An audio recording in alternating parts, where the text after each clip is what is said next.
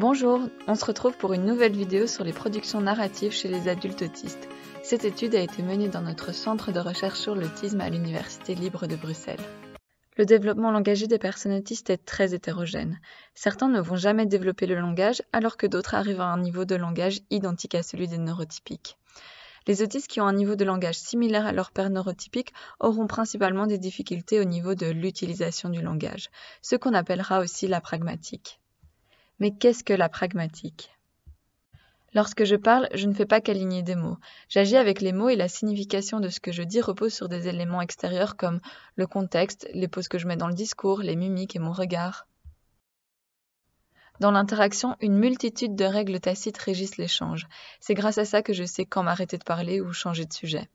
Tous ces aspects se réfèrent à l'utilisation du langage, domaine dans lequel les autistes ont tendance à avoir plus de difficultés.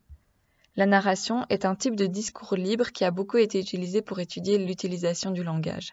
Par contre, les narrations ont été beaucoup étudiées chez les enfants autistes, mais pas beaucoup chez les adultes, alors qu'on sait que le discours narratif évolue avec l'âge.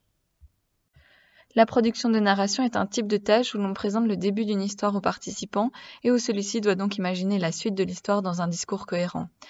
C'est donc une tâche complexe qui mêle des capacités cognitives mais aussi linguistiques comme la syntaxe, le choix des mots, et pragmatiques comme égayer son propos et le rendre intéressant. De nombreuses études ont étudié le discours narratif chez les enfants autistes et ont étudié 3 dimensions. La microstructure, c'est le choix des mots, la longueur des phrases. Les études montrent que les autistes utiliseraient moins de mots différents et utiliseraient aussi des phrases plus courtes au niveau syntaxique. La macrostructure, c'est garder une structure dans le discours et utiliser des mots liens pour le structurer. Les personnes autistes utiliseraient moins de mots liens pour structurer leurs histoires. Enfin, le langage sur l'état interne, ce sont tous les mots qui se rapportent à notre état interne, que ce soit émotionnel, sensoriel ou psychologique. Ce sont des verbes comme sentir, croire, vouloir. Les autistes sembleraient moins inclure d'éléments sur l'état interne des personnes que leur père neurotypique. Les études sur les narrations ont été pour la plupart réalisées sur des enfants. Notre étude visait donc à étudier ces 3 dimensions mais sur une population adulte. Nous nous sommes donc demandé si les adultes autistes produisaient des narrations similaires à leur père neurotypique en termes de micro- et macrostructure et de langage sur l'état interne lors d'une tâche de production de narration. Nous avions postulé que le groupe autiste produirait des narrations différentes par rapport au groupe neurotypique selon les 3 dimensions narratives, entraînant ainsi un discours narratif globalement moins cohérent. Pour ce faire, nous avons recruté 18 adultes autistes entre 15 et 60 ans et 18 adultes neurotypiques. Les adultes devaient raconter une histoire sur base d'un livret avec des images montrées par l'expérimentateur. Voici les résultats de notre étude. Au niveau de la microstructure, on remarque que le nombre de mots utilisés est plus élevé chez les neurotypiques que chez les autistes. On remarque également plus de signes d'hésitation comme « de phrases incomplètes ou de faux départ. Un exemple de faux départ serait « Est-ce que tu penses qu'on devrait…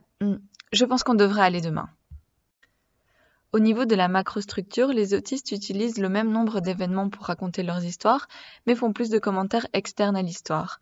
Ils utilisent également des marqueurs de discours qui sont moins utiles à la compréhension du discours, comme « bah, voilà, enfin », et moins de mots liens comme « d'abord », par conséquent. Les adultes autistes ont donc une bonne maîtrise de l'organisation de l'histoire, ils savent percevoir les événements nécessaires pour organiser leur discours, mais ont du mal à les organiser et à les utiliser comme fil conducteur. Ceci a pour conséquence qu'il y a plus d'hésitation, de phrases incomplètes et de faux départs dans leur discours.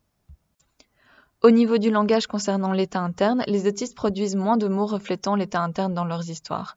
Ils donnaient moins d'informations sur leur raisonnement mental ou l'état sensoriel et émotionnel des personnages de l'histoire. En conclusion, les autistes et les neurotypiques partagent une conception similaire du déroulement d'un discours narratif. Ce qui diffère par contre dans les narrations des personnes autistes, c'est l'exploitation de ces outils discursifs pour créer un récit cohérent. À bientôt pour d'autres études.